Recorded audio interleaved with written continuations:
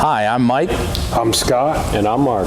We are your Screen Machine product support team, and here's another quick tip. Hello, today we'll be showing you how to inspect, remove, and replace the air filters in your 516T Spyder Tier 4 Screen Machine. Open up this door right here on the side of the engine compartment.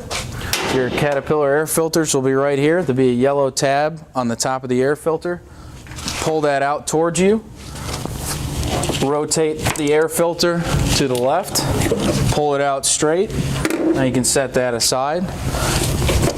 You can pull out the primary air filter, inspect it, make sure it's not plugged up, make sure there's no holes, no damage like that. Set that aside. Take out the secondary air filter, do the same thing with that. If it's all good, or if you're replacing, just put it back in. Make sure it seats in the housing all the way, push the secondary one in. Then you take the primary one, slip it over top, make sure it seats in the plastic as well. Then you will take your air cleaner cap. This yellow tab needs to be on the top, this needs to be on the bottom. You will put it on and then rotate it to the right to lock it. Lock it, push the tab back in, and you're good to go.